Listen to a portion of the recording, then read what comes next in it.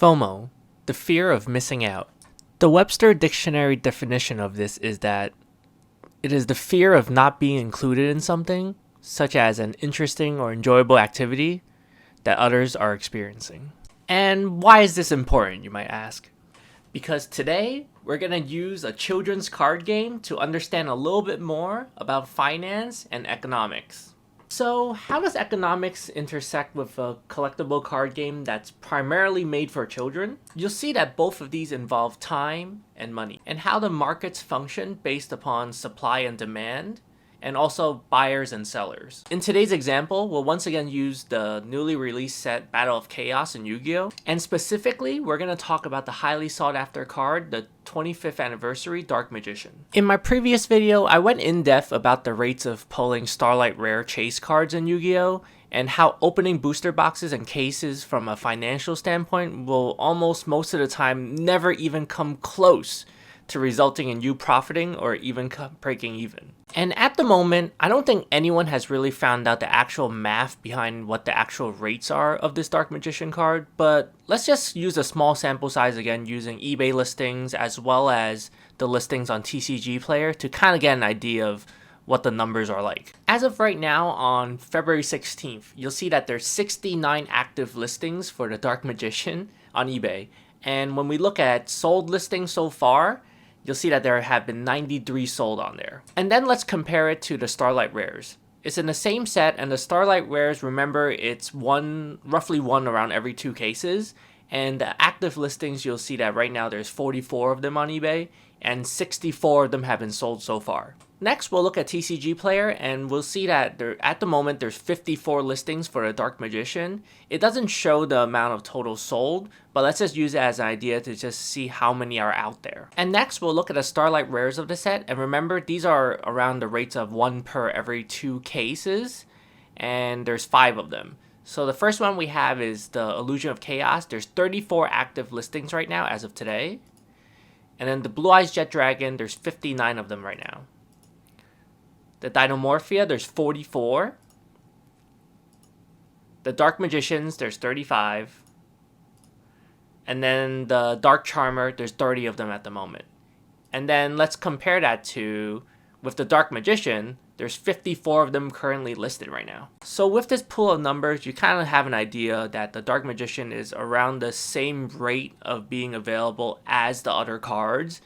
And that'll kind of give you an idea of like how much the card should technically go for, right? So when we look at the Starlight rares where each one of them are roughly around the same amount that are available, then you'll kind of understand that the price should roughly be around the same, right? Where you see them hovering around maybe around 200 to 250 or 300. But here you see that on release, the Dark Magician was selling for $1,000, $900, $800. But then when you look at it from February 5th till now, you'll see that there is a steep decline from the beginning of February where we see prices topping out at 600 on TCG Player.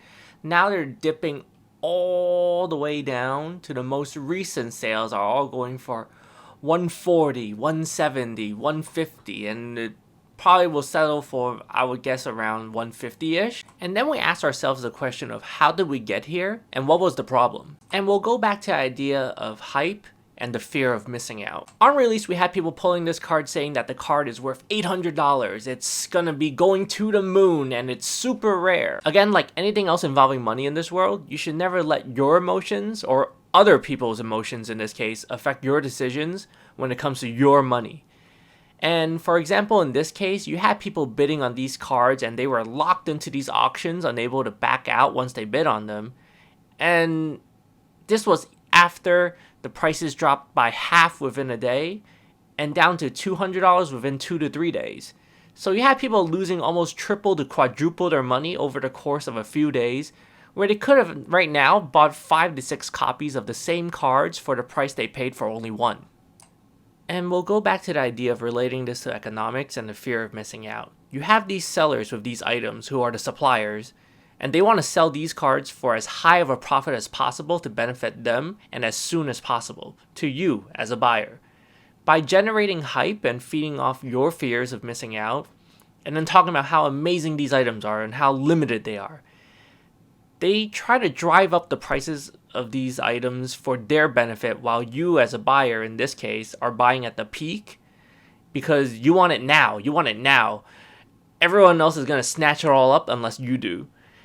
And if you're in a financially fit position to do so and you could afford to lose, then this probably means nothing to you, right?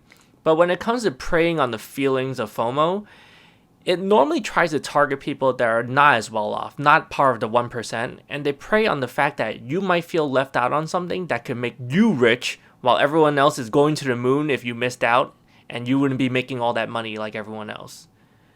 Quite often, when you look at it a little bit more closely, you'll see that the same sellers that are selling these items are probably the same ones that are trying to hype up the items and trying to make a market for them and tell you how limited they are, how rare they are, and how you should buy it now so you don't miss out and you're not part of the other suckers that are missing out. So outside of a children's card game, you could kind of apply this to anything else in your life, where if someone's trying to promote something really hard to you or trying to push it onto you, you have to ask yourself, why? And what do they benefit from this? And we'll relate this also with a real life example of crypto and a lot of these altcoins that are worthless and NFTs.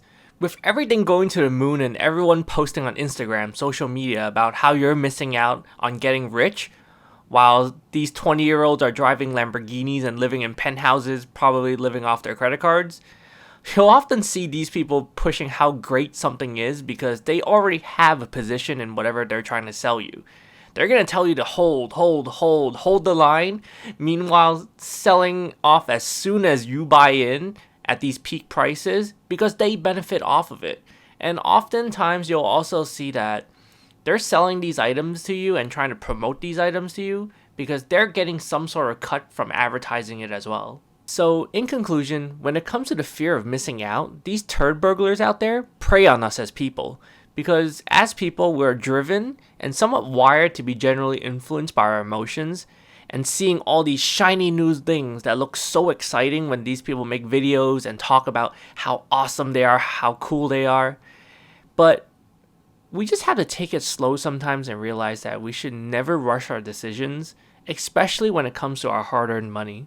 So that's it. Next time you think about buying something brand new that's super hyped up and super expensive, remember to just think about it first, take your time before making your decision, and you'll probably end up saving a lot of your money, or you'll probably end up realizing that maybe you didn't want it as badly as you thought you would when buying at all these peak prices that are super jacked up.